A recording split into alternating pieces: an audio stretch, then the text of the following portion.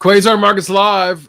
It's been one of those hectos that week that just wouldn't stop, and I think we're now in the next week of this nonsense. Kevin Green, Schwab Network. How are you, man? Doing pretty good, Stephen. How about yourself? Well, I feel like I'm going to have Mexican for dinner tonight. Yeah. Eat a bunch of tacos. I mean, you look at last week and everything was going well. I think I've been talking about it's kind of like going the price is right and the Mountaineers going up the side of the mountain and it fell off the cliff, as I've been saying, even on your own shows. Here we are. And then after everything's okay, Trump tweets and things are going down, and then Trump tweets again. Oh, China's fine, and oh, don't worry, I'm gonna be overseas. Don't worry, we'll sign. What do you make of all of this, Kevin? Have you ever seen a time like this? No, well, but this is, well, yeah, I mean, Trump 1.0 was similar to this. But the thing about Trump 1.0, if you're a commodity trader, we experience this all the time, right? If you're an oil trader, if you're a grain trader, energy markets, even metals for that matter, Trump 1.0 is exactly what we are experiencing in the broader equity market. So I think it's just kind of expanding when it comes to its reach. And yeah, we had that commentary that happened on Friday. What I will say though, Stephen, you and I actually kind of talked about this about 2 weeks ago. Is there some perceived risk that is out there? Are the market stretch? I think that was the case. I mean, you started seeing a situation where volatility, when you're looking at equity looking at the VIX, was actually inching to the upside as equity markets were also making new all-time highs. And you did see high yield credit spreads starting to inch higher as well. That usually does not happen. We talked about that being one of the indicators that we focus on in trading here. We started seeing all of them actually moving in one direction. And you only have to have two things actually happen, right? You either have equity markets kind of break down, or you have volatility crush and equities move higher. I think we just had the catalyst, that spark that kind of lit that fire on Friday here. And you did see this kind of interesting reversal over the weekend. I don't think anybody's surprised. We've seen this before. I think the big concern that we have is that China does not play these games Right anymore as well. And I don't want to call them games. I don't want it to sound like that, but it seems like China really wanted to put the foot on the pedal here to try to get something really accomplished and over the finish line. And it seems like they're kind of over being with this back and forth. We're going to allow rare earth metals and minerals, but we're not going to complete the deal, whatever deal that they really want to have here. So it seems like that's really kind of the back and forth that took place. So not surprising. Usually happens on a Tuesday, right? People are all saying that on Friday as well, right? Markets usually don't bottom out on Fridays. That's right. Look, this is a different era, and so anything can happen. We are seeing some retracement here. When I worked in the White House, we called it taking out the trash, which means if you've got bad news, send it out on Friday because nobody's really watching the news. But I think those days are kind of gone, right? I mean, people are watching every second, every tweet, every moment of the news is coming out. They literally hang on those as traders. But I think you got it right. I've always said this: the bond traders are the smartest traders. They manage the most money. They're more concerned. They're more risk management protective. But when you look at a dump like on Friday, it just seemed to be just a lopsided dump. There was a lot of leverage on that got cleaned off on everything from crypto to oil to gold. Gold making new highs today. When the world's good, you don't see gold making new highs. When the world is good, you don't see people investing in the markets. But yet today, Dow's up 600 points.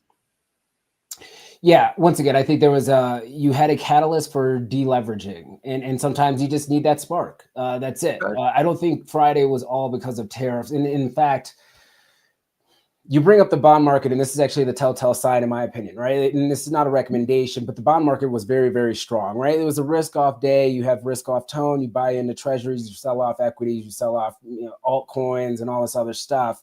But if you actually think about that dynamic for the bond market, if the bond market actually believed that these tariffs are going to go through, I mean, the threat's still out there. We have to be mindful of that. This might come around here. We have until November 1st, apparently. But if the bond market actually did believe that yields would move higher, dollar would move higher, and then equity markets potentially could also move lower, that's where you see, okay, the market's actually really concerned. The other reason why, if you're going to increase tariffs in that fashion, one, it's effectively pseudo an embargo. Two, that also then changes the Fed's trajectory of rate cuts as well, which is why bonds probably would have moved higher if they believed it. And that just wasn't the case, or we just didn't have enough time to really kind of have this really sink in because we did have kind of that turnaround when it came to that commentary. Yeah, and I'm looking over now. The 10-year now sitting at 4.59%. You would think, I mean, for those of you out there that don't know, when the rates come down like that, that means that people are pouring money into the bond market. They don't have to raise the rates. They raise the rates because they want money to come in. And this is telling me that money is flying into the 10-year right now. This means that international money, the dollar now, the Dixie now sitting at 99.28 right now. Money coming back in the dollar. So if money's coming into and right now 41.10 now on gold, 41.10. I'm looking over at silver right now. I had to change my charts out. 52.36 right now. This is all-time highs. We're talking about the 1980s in silver. The world, something's got to give. Stocks making highs, gold making highs, bond market coming in. What's got to happen here? I mean, something is not right. If you were to tell me, as a graduate of University of Illinois, ILL, if you tell me as somebody who went to Georgetown, yay, I don't understand this market. What is going on, Kevin? What is it that as people who like you and me who've been in this markets for so long, what is that we're missing? I don't think we're missing anything. I think we're just a part of a cycle. And if you know, newer traders, especially those, and I'm not talking down to them by any stretch, because the COVID traders are probably one of the better traders that I've seen, because they buy dips all day.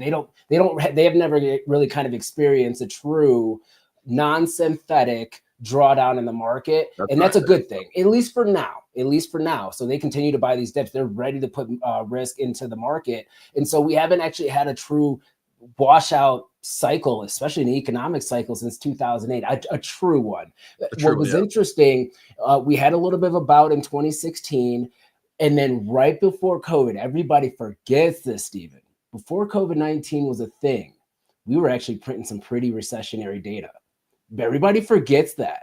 But COVID-19 was kind of like, oh, here's this COVID-19 thing. Now the markets are going down. We have a reason why. Then you also have the stimulus. That stimulus is unprecedented. Obviously, that's kind of flowing through the system. So I think that's one thing. Two, I think we are still a part of a bull cycle that has not blown off yet. And the risk factors, let's talk about the biggest risk, the biggest elephant in the room, one of the biggest elephants in the room. Everybody's talking about it now, right? These AI deals, OpenAI. I talked about this on the network here today. OpenAI, if you kind of look at it, they're into everything. They are building the same structure that we saw in 2008, too big to fail, but it's just technology. It's not financials. They have their hands in everything. And a lot of these commitments are very aggressive. I mean, the last 3 weeks, OpenAI has actually announced around 33 gigawatts of power and deals that are being done here. Did the calculation here earlier today, Stephen. Let me put it into some context, because then you can talk about that perceived risk, but why the market may not be pulling back as of right now. If you're looking at that total 33 gigawatt compute power that you have out there in the market, that equates to 24,750,000 single homes. That's the equivalent of around 25% of the total single homes. That's not even, I'm not even saying occupied home. I'm saying total built out, ready to go.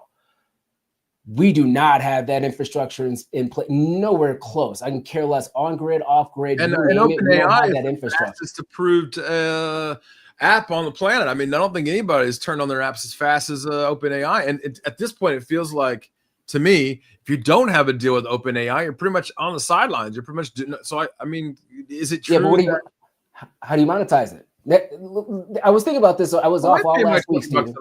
I mean, I pay a lot to for our company. We pay a lot to OpenAI for their use.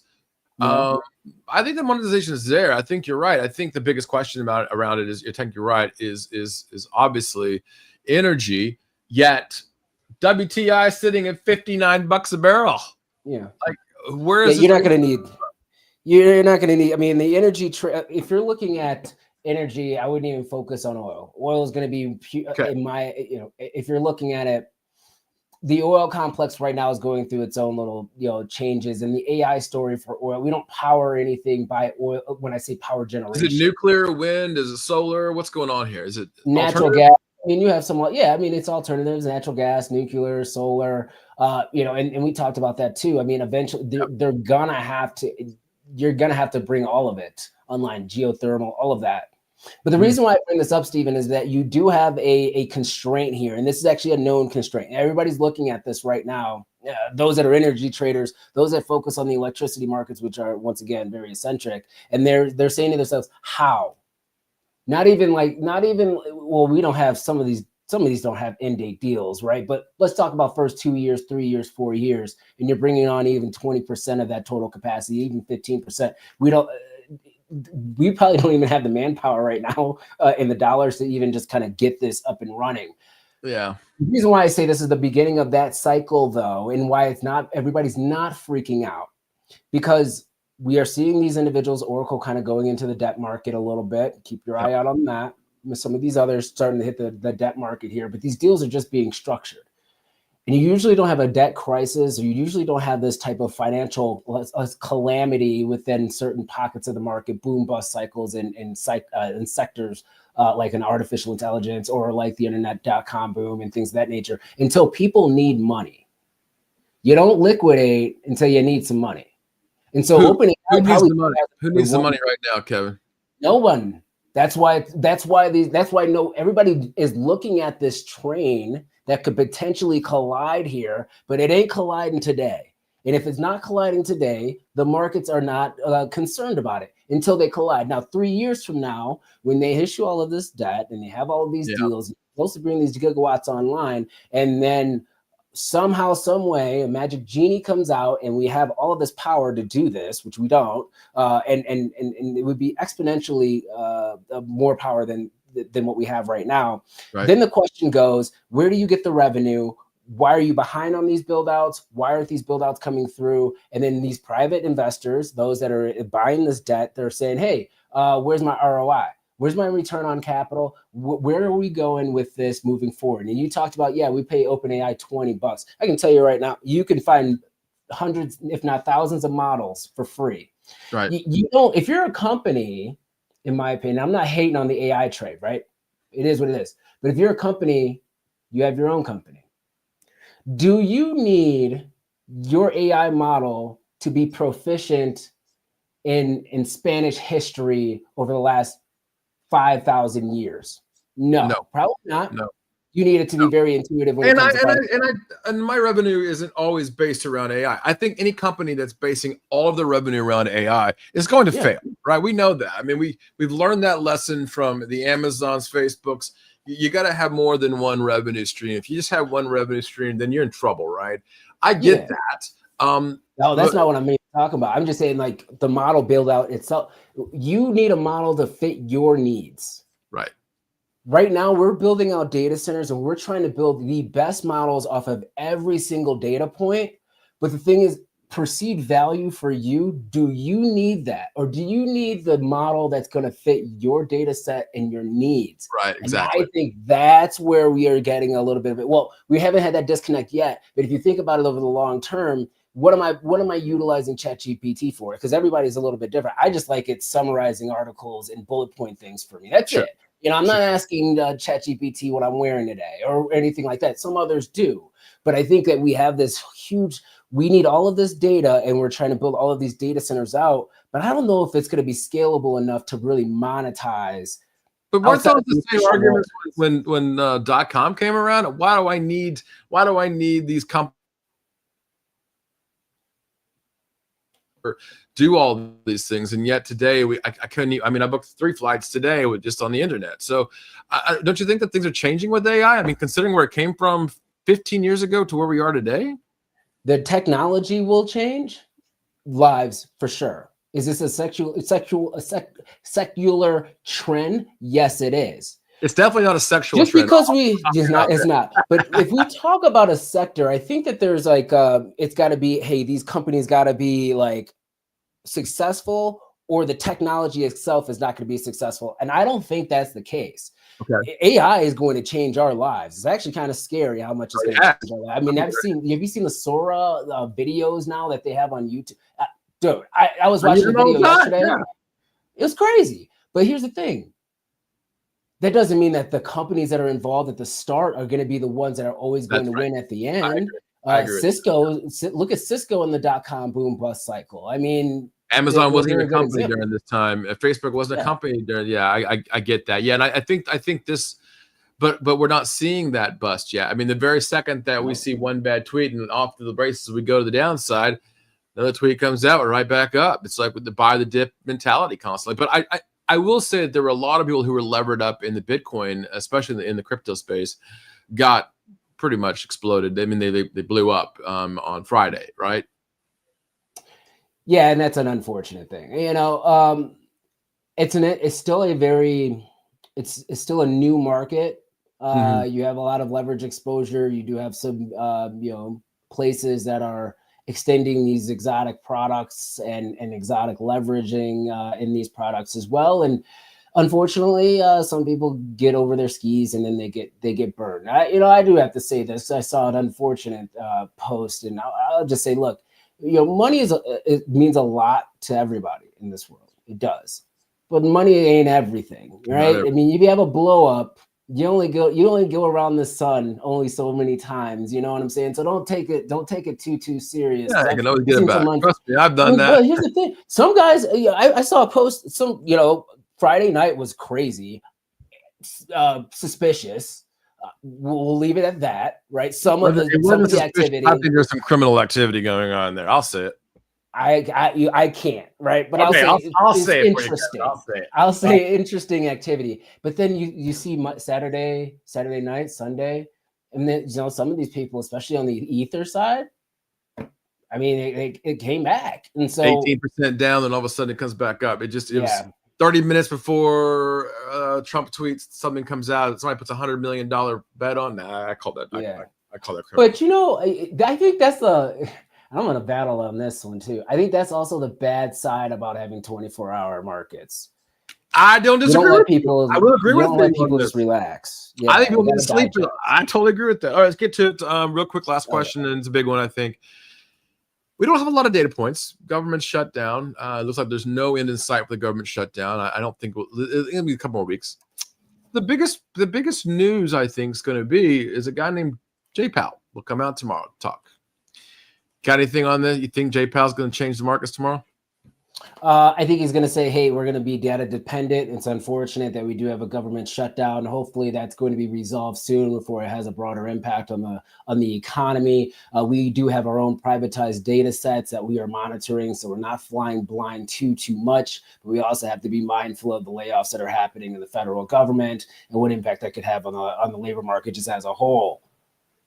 This is why I wanted to say, though, and go back to, there might be another reason why we saw a turnaround in tone, because you put 100% tariffs on China, do then shift that balance of inflation or uncertainty of policy back into the forefront for a lot of these Fed members. Now, that might not be a big deal in May or April of next year, but it could be a big deal between now and the shifting of regimes.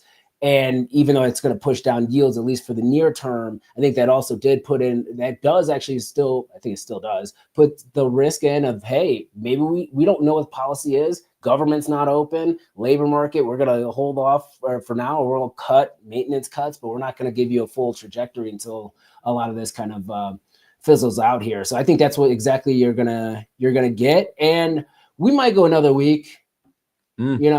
At some point they're gonna have to do something. I'd like to put your name in the hat, Kevin, for either president of the United States or a senator from Illinois, or to be a Fed governor. What do you think? Oh man, you know who gets paid the least? Fed governors. So I probably would be a senator. Some people know who I am and some don't. But all right, my family's in the Senate right now. I'll take that. He's stepping down. Okay. All right, Kevin. I'm looking forward to seeing you next week right here on Quasar Markets Live, man. Thanks for having me. Appreciate you having me on.